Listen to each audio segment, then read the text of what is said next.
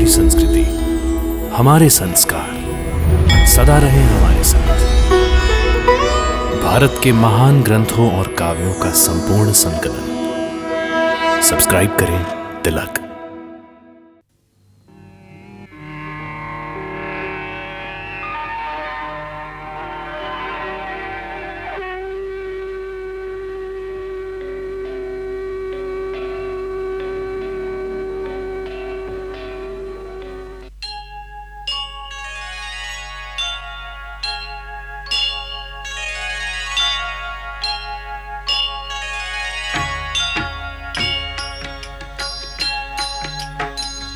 सीताराम चरित अति पावन, मधुर सरस अरु अति मन भावन।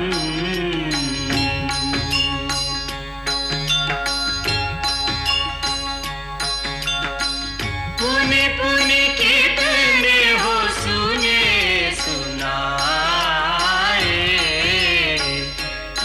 की प्यास बुझत न बुझाए।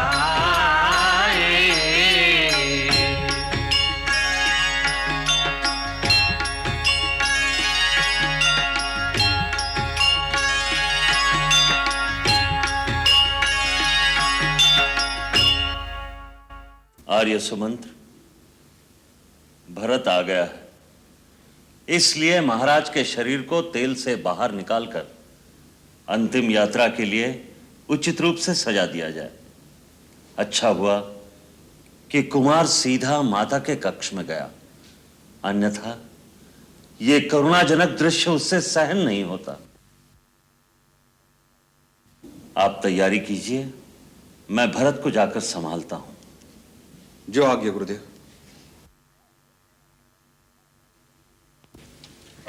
रुक जा चंडालन, मैं तुम्हें जीवित नहीं छोड़ूंगा, तुम्हारा अंत करके रहूंगा। रुक जाओ शत्रुघ्न, क्षत्रिय कभी स्त्री पर हाथ नहीं उठाते। मुझे छोड़ दो भैया, आप नहीं जानते यही इस अनर्थ की जड़ है। मुझे सब बातों का पता चल चुका है, यही है, इसी के कारण आज रघुवंश की सारी सुख शांति का नाश हो गया है। इसी के कारण हमारे पिता नहीं रहे, श्री राम और सीता भाभी वनों में मारे मारे फिर रहे हैं। मैं इसे नगर के चौराहे पर जिंदा जला दूंगा, तभी मेरे हृदय की अभी शांत होगी। रुक जाओ, इसे तलपा तलपा कर मारूंगा भैया, तलपा कर मारूंगा। रुक जाओ शत्रु, जो तुम इसके साथ करना चाहते हो वही मैं महारानी कैकेयी के साथ करना चाहता हूं, परंतु क्या करूं, विवश इतना सोच, उसके पश्चात भैया राम हमारा परित्याग कर देंगे।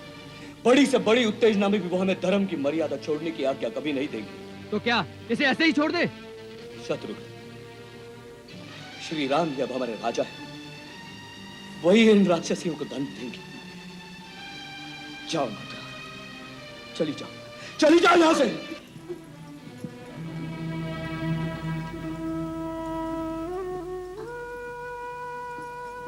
शत्रुघ्न,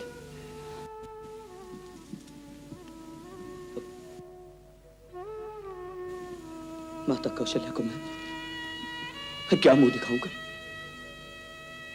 उनसे क्या कहूंगा, उन्हें कैसे समझाऊंगा कि मैं निर्दोष हूं।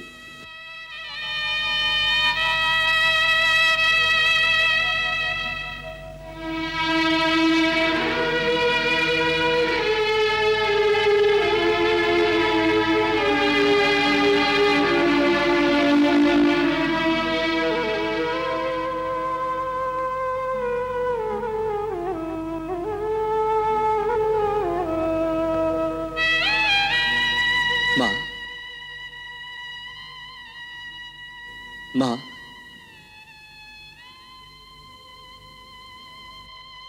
मां, मैं हूं भरत।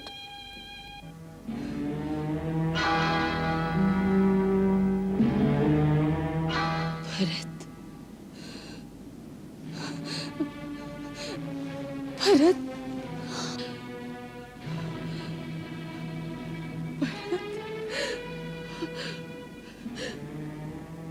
भरत, तू आ गया पुत्र।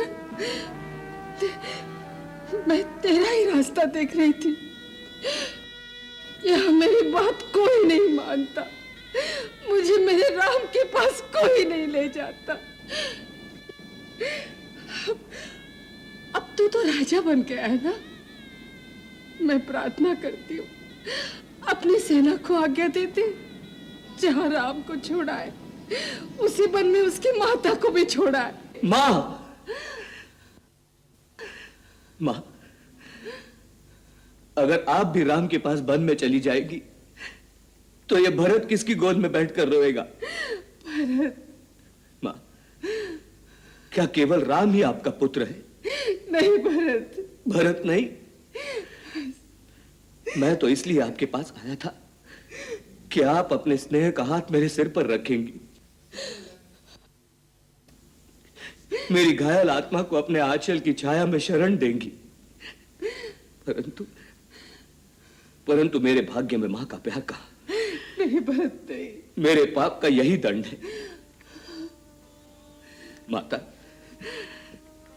मेरा एक ही पाप है कि मैंने कैकेयी की कोख से जन्म लिया, परंतु इसके लिए वो विधाता दोषी है, मैं नहीं। विधाता ने इस संसार में कैकेयी जैसी क्रूर नारी को जन्म ही क्यों दिया? और अगर जन्म देना ही था तो उसे बांझ क्यों नहीं बनाया, जिससे मेरे जैसा कुल का कलंक पैदा ही ना होता? नहीं भरत नहीं। माता, राम भैया के वन में जाने से अधिक पीड़ा तो मुझे इस बात की हो रही है कि आज आपको भी अपने भरत पर संदेह हो गया। मैं आपको कैसे विश्वास दिलाऊं मातेश्वरी? मैं भगवान की शपथ लेकर कहता हूं कि जो कुछ भी हुआ है, यदि उसमें मेरी लेश मात्र भी सहमति रही है तो मेरा सारा ज्ञान, गुरु की दी हुई सारी विद्या इसी समय नष्ट हो जाए और संसार के समस्त पापियों के समस्त पापों का दंड केवल मुझे मिले। मां, आप तो ममता की मूर्ति है मां। मुझे पूरा भरोसा था कि भले मेरे राम भैया मुझ पर संदेह कर जाए, परंतु आप मुझ पर कभी संदेह नहीं करेंगी। मां, बचपन से मैंने आप ही की गोद में अधिक स्नेह पाया है, और आज अगर उसी गोद में मेरे लिए स्थान नहीं है तो ऐसे जीने से तो अच्छा है कि मुझे मृत्यु आ जाए। नहीं भरत नहीं, ऐसी बातों से तू मुझे और दुखी मत कर बेटे। एक बेटा तो वन में चला गया और दूसरा इस प्रकार धैर्य छोड़कर मरने की बात करेगा तो बेचारी माँ किससे सहारा मांगेगी? मैं तो तेरे आने से समझी थी कि मेरे पास मेरा राम आ गया है। मेरे बातों का यह अर्थ कता भी नहीं था मेरे लाल कि मैं तुझ पर संदेह करूं, परंतु मां की आत्मा सदा दुखी पुत्र की ओर ही जाएगी। एक पुत्र तो पिता की आज्ञा से राज संभालेगा तो मां का हृदय बनवासी पुत्र के लिए ही तड़पेगा ना। इसलिए मैं तेरी आने की प्रतीक्षा कर रही थी। मेरा राम तो मुझे वन में अपने साथ नहीं ले गया, तो मेरी आज्ञा अवश्य मानेगा और मुझे वन भेज देगा। मुझे वन भेज देना मेरे लाल, मुझे वन भेज देना। मैं आपको वन में नहीं भेजूंगा मां, परंतु वन में जाने वाले को आपके द्वार पर जरूर ले आऊंगा।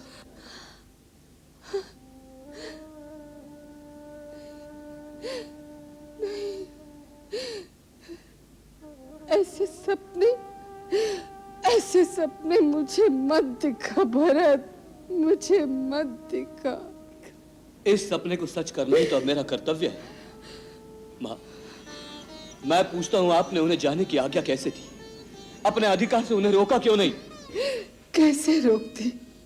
वो तो बड़े ज्ञानियों की भांति मुझे नारी धर्म का उपदेश सुनाकर अपने पिता की आज्ञा पालन करने चला गया। लेश मात्र दुख और विषाद नहीं था मन में।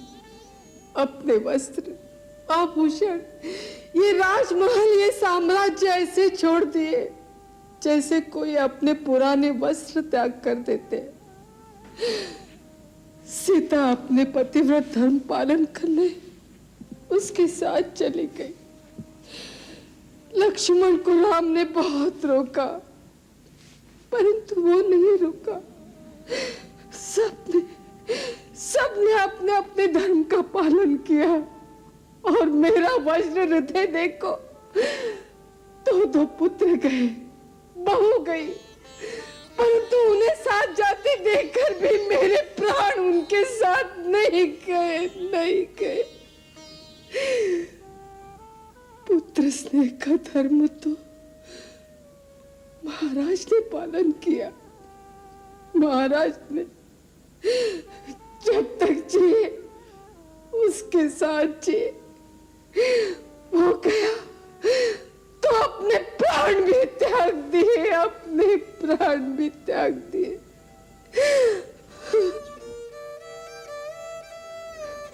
मां, मुझे ऐसे महान पिता मिले, ऐसा भाई मिला, फिर तेरे जैसी मां की कोख से जन्म क्यों नहीं मिला? कह के स्तुत होने का कलंक क्यों लगने दिया? यदि आज आप मेरी जननी होती तो मुझे ऐसा कलंक कदापि न लगता। जन्म मरण अपनी इच्छा से नहीं होता पुत्र, ये सब पहले से ही निर्धारित है। इसी को भाग्य कहते हैं। हम सब उसी भाग्य के हाथों की कठपुतलियां बनकर नाचते हैं। कैकेयी ने जो कुछ किया वो हमारे भाग्य ने ही कराया, उसमें उस बेचारी का कोई दोष नहीं। माता, आप जैसी उदारता इस जगत में कहां मिलेगी? परंतु सारा संसार तो मुझी को इस अनर्थ की जड़ कहेगा भरत ने राजा बनने के लिए कैसा षड्यंत्र रचा। नहीं, चंद्रमा से आग बरस सकती है, अमृत विशाला हो सकता है, पर तुम मेरा भरत राम से विमुख नहीं हो सकता। इसके साक्षी मैं संसार को दूंगी। सूर्य को किसी की साक्षी की आवश्यकता नहीं होती महारानी कौशल्या, उसका प्रकाश ही उसका प्रमाण है। इसी तरह भरत, तुम धर्म के अवतार हो। जैसे सूर्य में अंधकार नहीं हो सकता, तुम्हारा कर्म कभी धर्म विरुद्ध नहीं हो सकता। तुम जो करोगे वही धर्म का प्रमाण है। गुरुदेव, आप मेरी रक्षा कीजिए गुरुदेव।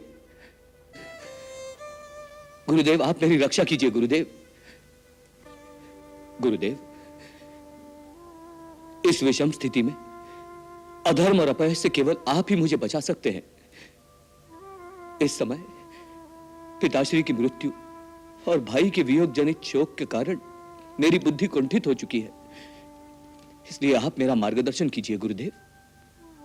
कुमार, तुम्हारे आगमन की सूचना पाकर हम तुमसे यही कहने आए हैं कि यह समय शोक करने का नहीं है। तुम्हारे महान पिता की जीव आत्मा इस समय प्रतीक्षा कर रही होगी कि मेरा पुत्र आएगा और मेरा अंतिम संस्कार करके मुझे मृत शरीर के बंधन से मुक्त करेगा। तुम्हारे ही लिए उनका शरीर तैल की नौका में सुरक्षित करके रखा है। तुम्हें एक धैर्यवान पुरुष की तरह उनका अंतिम संस्कार करना चाहिए। चलो वत्स, अपने पिता के अंतिम दर्शन करो और उन्हें प्रणाम करो, अंत्येष्टि की व्यवस्था करो। चलो।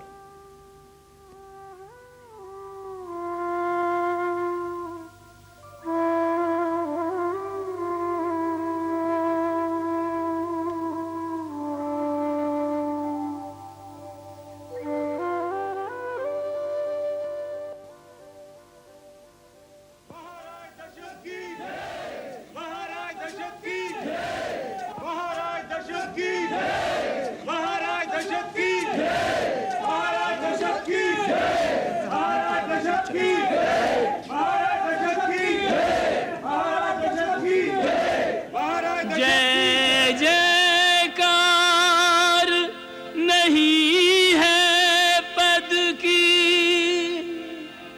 जय जयकार नहीं इस तन की, तन से जो कर्म किए हैं। जय जयकार है उन कर्मन की, ये जयकार है उन कर्मन की।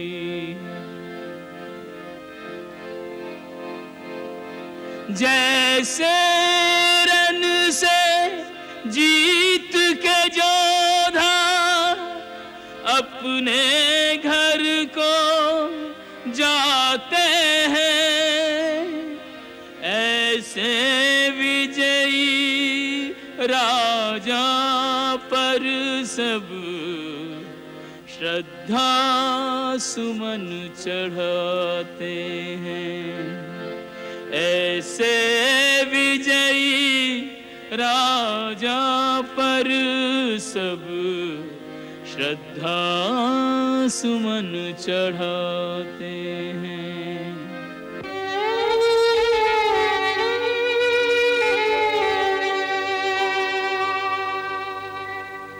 बालपने में पिता पुत्र को कांधे ले दुलरावे हो,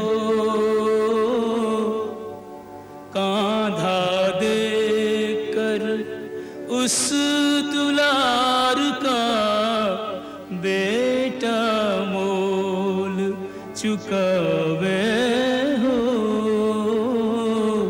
कांधा दे कर उस दुलार का बेटा मोल चुकावे हो।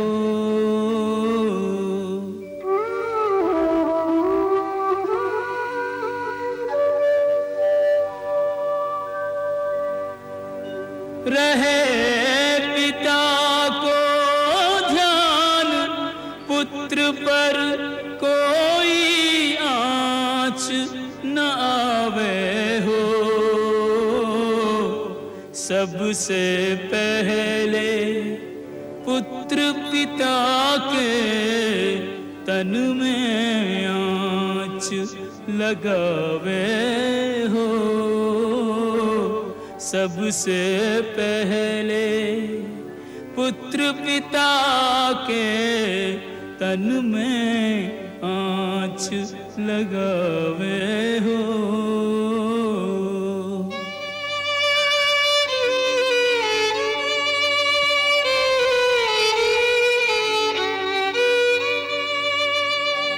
माटी की यह काया जब मरघट में जलने आवे हो, राजा हो या रंक सभी की एक दशा हो जावे हो, राजा हो या रंक सभी की एक दशा हो जावे हो।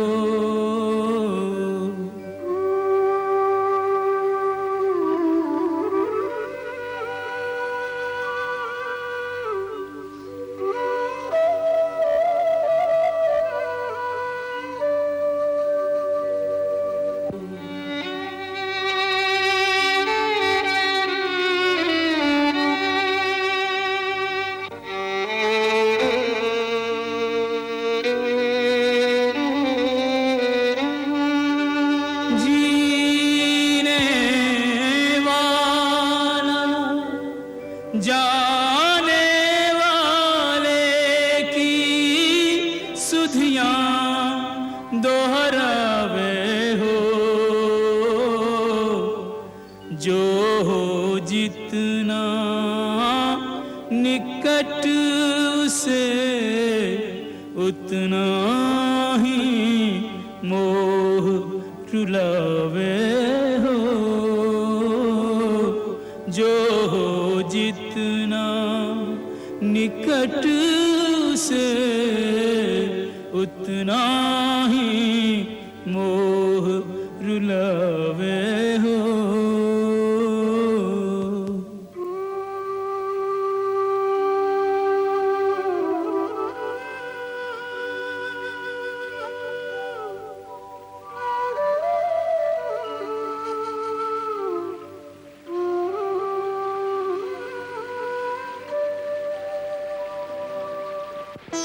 भरत, इन अस्थियों से मोह कैसा?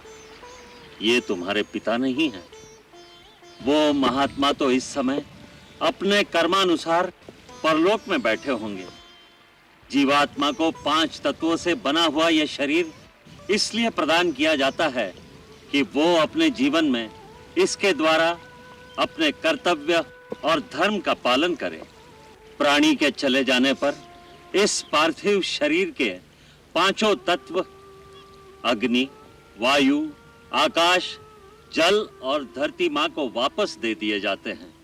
अतः इन अस्थियों को सरयू के पवित्र जल को सौंप दो। सबके लिए यही विधान है कुमार।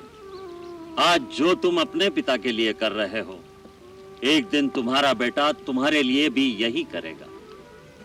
मोह को त्याग दो।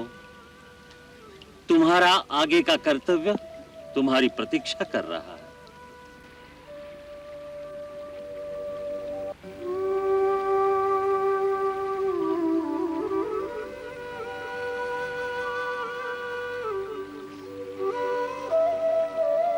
कुमार भरत, अब इन्हें शरयू नदी के अर्पण कर दो।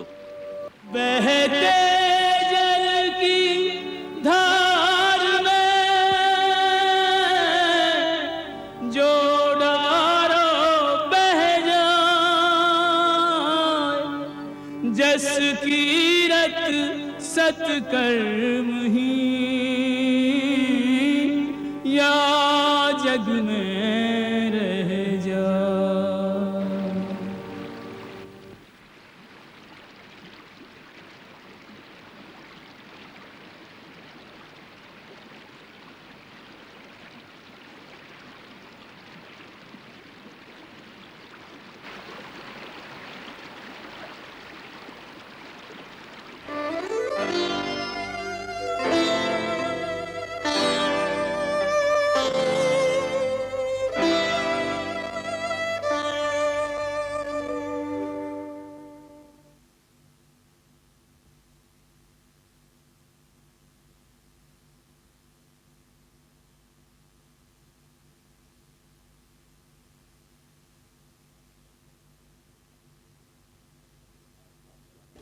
गुरुदेव, आपकी आज्ञा अनुसार हम राज्यसभा में उपस्थित हो गए हैं। कहिए, हमारे लिए क्या आज्ञा है? वत्स भरत, तुम्हारे पिता धर्म का आचरण करते हुए अपने वचन का पालन कर ये धन धान्य से समृद्ध राज्य तुम्हें देकर स्वयं स्वर्ग सिधार गए हैं। तुम्हारे ज्येष्ठ भ्राता श्री रामचंद्र जी एक महात्मा की तरह अपने पिता का वचन पूरा करने के लिए वन में चले गए हैं। तुम्हारे पिता और ज्येष्ठ भ्राता दोनों ने ही यह अकंटक राज्य तुम्हें प्रदान किया है। अब तुम्हारा यह कर्तव्य है कि सूर्यवंशियों का यह राज सिंहासन तुम ग्रहण करो और अपनी प्रजा की रक्षा करो। यह आपकी आज्ञा है गुरुदेव। यही इस समय तुम्हारा कर्तव्य है भरत। मंत्रिमंडल की क्या सम्मति है? जो राज्य राजा के बिना होता है, वो प्रदेश और उस राज्य की प्रजा दोनों ही सुरक्षित नहीं होते। शत्रु ऐसे समय का लाभ उठाकर उस प्रदेश पर आक्रमण करके उसे उजाड़ सकते हैं। इसलिए रघुवंशियों के साम्राज्य को संभालने के लिए इस समय केवल आप ही हैं जो राजा बनने के योग्य हैं। यद्यपि आप ज्येष्ठ नहीं हैं, परंतु बड़े भाई की अनुपस्थिति और पिता की आज्ञा के पालन करने के लिए इस राज्य का संभालना न्याय संगत है। राजा बनने के लिए 3 बातों की आवश्यकता होती है: गुरु का आशीर्वाद, मंत्री और साथियों का सहयोग प्रजाजन का स्नेह और विश्वास, आज मुझे ये तीनों प्राप्त हो गए। इसीलिए मैं बड़ी प्रसन्नता के साथ यह राज्य स्वीकार करना चाहता हूं। परंतु मेरे मन में एक शंका है। राज सिंहासन पर बैठने से पहले आप सब उस शंका का समाधान कर दे तो अच्छा है। क्या शंका है आपको राजकुमार भरत? कुछ दिन पहले मेरे स्वर्गवासी पिताश्री महाराज दशरथ ने ऐसी ही एक सभा आयोजित की थी जिसमें आप सब उपस्थित थे। क्यों? उस भरी सभा में महाराज दशरथ ने अपने पुत्र श्री राम को राज्यभार सौंपने का प्रस्ताव रखा था और आप सब ने एक साथ एक आवाज में श्री राम के पक्ष में अपना मत दिया था। क्यों? मैं पूछता हूं क्यों आपने श्री राम के पक्ष में अपना मत दिया था? क्योंकि राम जैसा राजा किसी देश को बड़े भाग्य से मिलता है। बिल्कुल ठीक कहा। फिर आपका मत लेने के बाद राजा ने अपनी एक रानी के कहने पर सर्वसम्मति से दिए गए जनमत को ठोकर मारकर आपके प्यारे श्री राम को घर से निकालकर वन में भेज दिया और अपनी एक चहेती रानी के पुत्र को राजा बनाने का निर्णय ले लिया। तब आप में से कोई उठा था यह पूछने के लिए कि हमारे मत का क्या हुआ? क्या आप में से किसी ने राजा के इस अन्याय के विरुद्ध उसे ललकारा? क्या आप में से किसी ने विद्रोह की आवाज उठाई?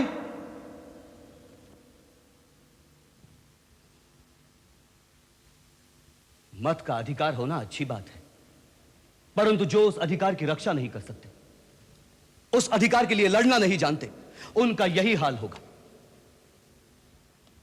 महलों के षड्यंत्र से उन पर इसी तरह राजा थोप दिए जाएंगे जैसे आज आप पर मैं थोप दिया जा रहा हूं।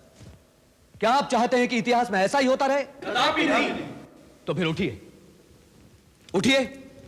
और उठाइए वो राजमुकुट और राज्याभिषेक के वो पवित्र सामग्री और चलिए मेरे साथ वन में, ताकि जिसका यह अधिकार है उसका राज्याभिषेक वही वन में करके उसे अपना राजा बनाकर अपनी अयोध्या वापस ले आए। परंतु क्या श्री राम ये बात स्वीकार करेंगे? क्यों नहीं करेंगे? यह मेरी प्रतिज्ञा है कि यदि वो ना आए तो मैं भी राजा का नहीं, उनकी तरह एक वनवासी का जीवन बिताऊंगा। आप लोगों ने कैसे सोच लिया कि जिन महाराज दशरथ ने अपने वचन के लिए अपने प्राण दे दिए, जिस श्री राम ने पिता के अपने मुख से ना कहने पर भी पिता के वचन की आन रखने के लिए एक भरा पूरा साम्राज्य तिनके की तरह छोड़कर वन का रास्ता ले लिया, उन्हीं दशरथ का पुत्र होकर, उस श्री राम का छोटा भाई होकर यह भरत ही ऐसा नीच निकलेगा जो अपने बड़े भाई का राज हड़प कर जाएगा? राज्य पर केवल बड़े का ही अधिकार है। श्री राम मुझसे अवस्था में बड़े और गुणों में भी श्रेष्ठ है, केवल वही इस राज्य के अधिकारी है। जो वस्तु अपनी नहीं उसे लेना पाप है। मैं गुरुजनों से प्रार्थना करता हूं मुझे यह पाप करने की आज्ञा न दे जिससे मैं रघुकुल का एक कलंक कहलाऊं।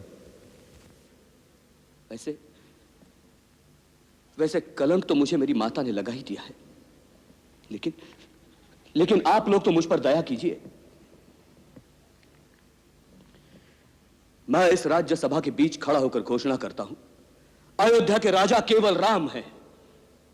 वो इस वक्त जहां भी हैं उसी दिशा में मैं उन्हें शत शत प्रणाम करता हूं और इसी समय उनके पास जाने का प्रण करता हूं। आप सब भी मेरे साथ चलने की कृपा करें। गुरुजन, मेरा यह संकल्प सफल हो, यही आशीर्वाद प्रदान करें। धन्य,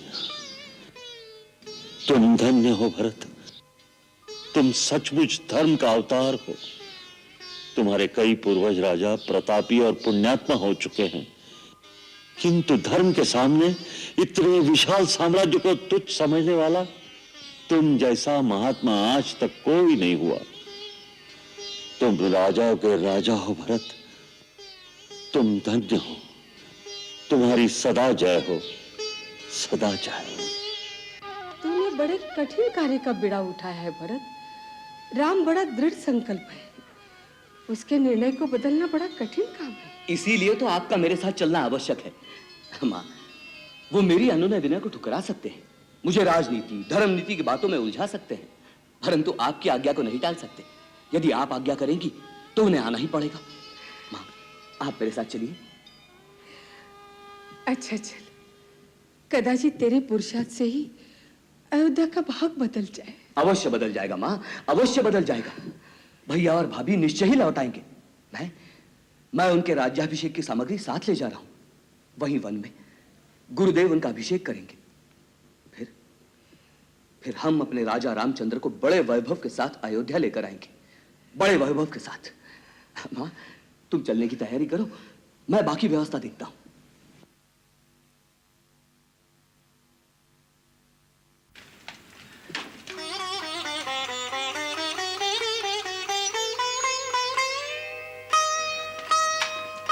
भरत, मुझे कुछ कहना है।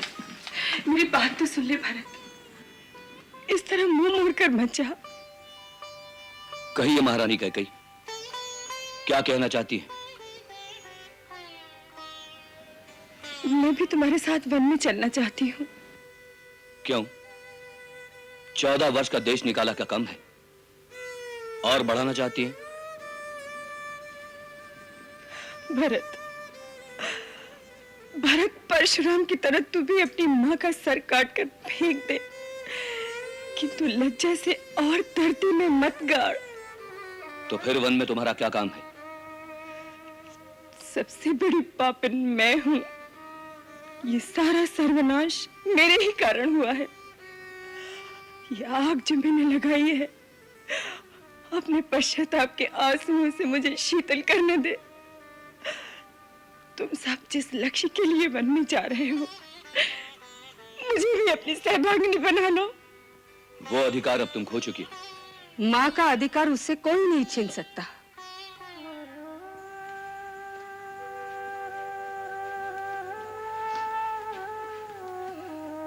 भरत, ये मत भूल, कैकेयी राम की माँ है। माँ पुत्र को दंड भी दे सकती है और उस पर ममता का हाथ फेरने का अधिकार भी रखती है। कैकेयी बहन अवश्य जाएगी। परंतु माँ, ये मेरी आज्ञा है और मुझे विश्वास है राम की भी यही आज्ञा होगी। जो आज्ञा माँ।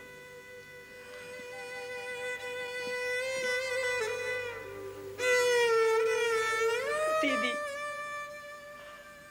मेरे पास तो क्षमा मांगने के लिए भी शब्द नहीं है। मैं तो अपनी मृत्यु की प्रार्थना कर रही हूँ। न धरती माता स्थान देने को तैयार है, न अग्निदेव ही मुझ पापिनी को स्वीकार करना चाहते हैं। कदाचित मेरा राम ही मुझे क्षमा करते। मुझे अपने साथ ले चलो दीदी, अपने साथ ले चलो।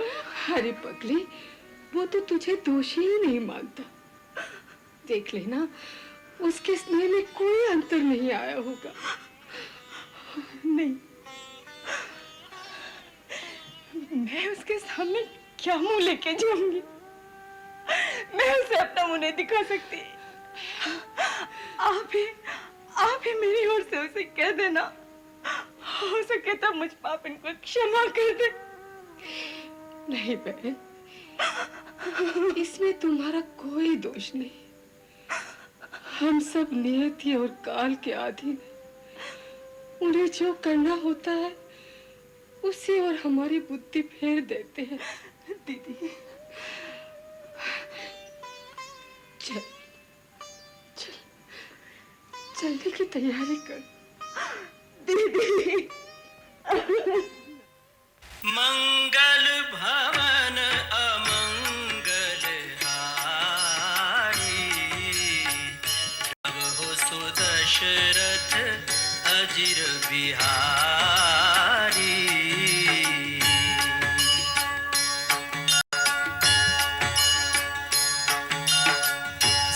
सीताराम चरित अति पावन, मधुर सरस अरु अति मन भावन।